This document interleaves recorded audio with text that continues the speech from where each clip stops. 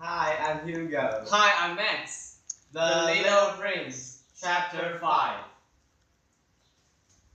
Every day, I learn something about the Little Prince planet, about his departure, about his journey. It will come quite gradually in the course of his remarks.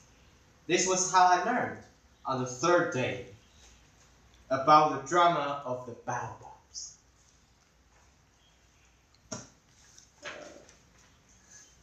This time, too, I had the sheep to stand, for suddenly the prince asked me a question, as if overcome by a great doubt. Isn't it true that sheep eat bushes? Yes, that's right. Yeah, I'm glad.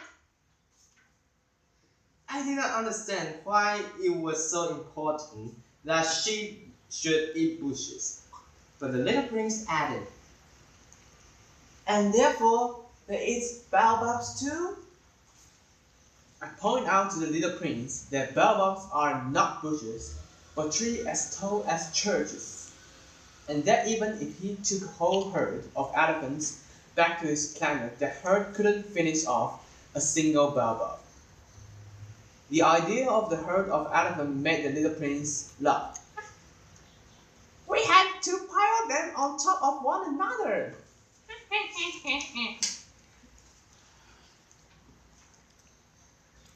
But he observed perceptibly before they grow to big baobabs start off by before they grew big, baobabs start out by being little. True enough.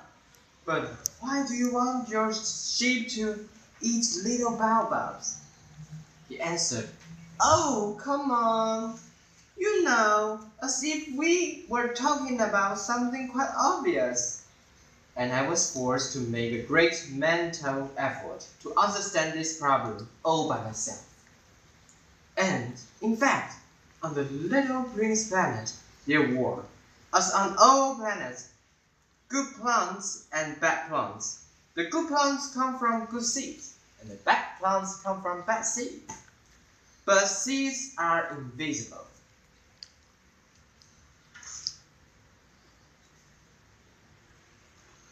They sleep in the secrecy of the ground until one of them decides to wake up. Then it stretches and begins to sprout. Quite timidly, at first, a charming, harmless little twig reaching toward the sun.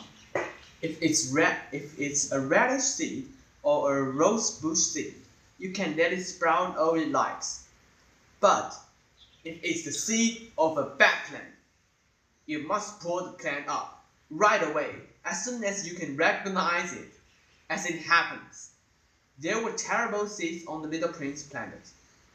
Baobab seeds. The plant's soil was infested with them.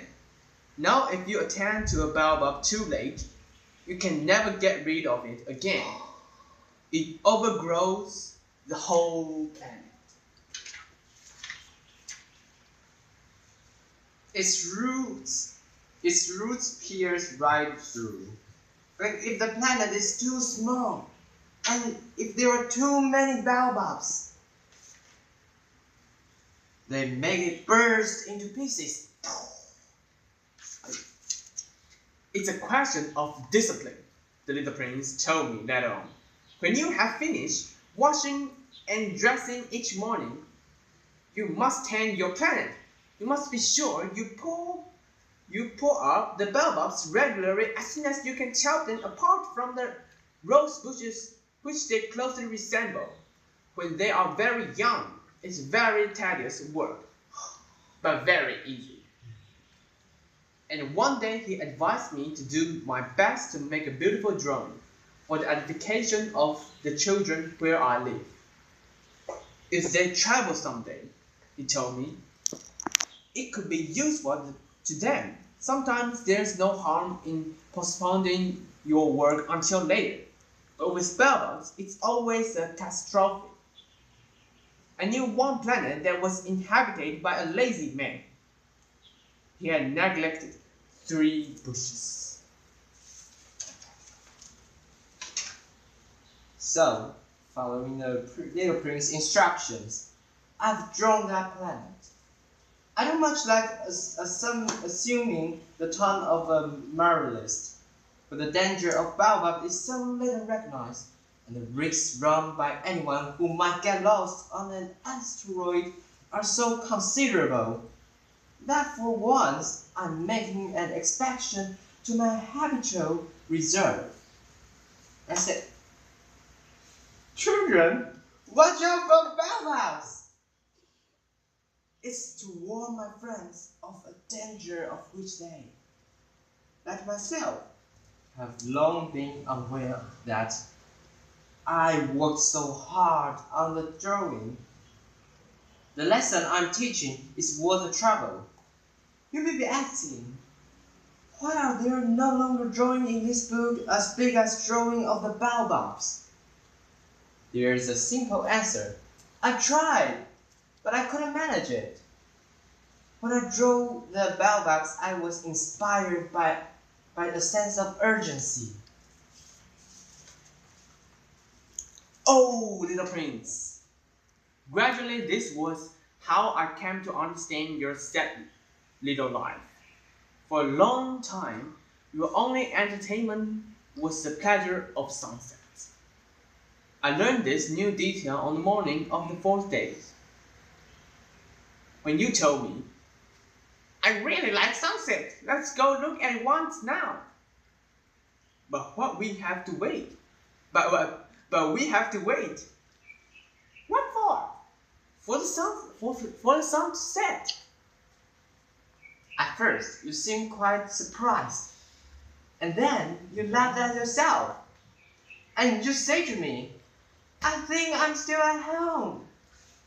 Indeed, when it's noon in the United States, the sun, as everyone knows, is setting over France. If you could fly to France in 1 minute, you could watch the sunset. Unfortunately, France is much too far.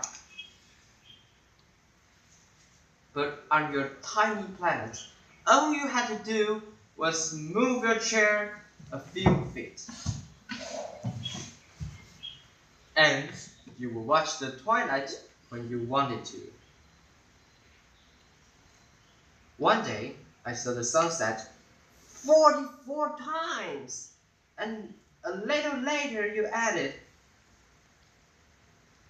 "You know, when you are feeling very sad, sunsets are wonderful." One day of the 44 times, were you feeling very sad? But the little prince didn't answer.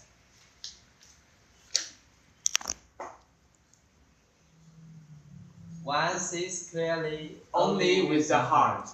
Anything essential is invisible to the eyes. But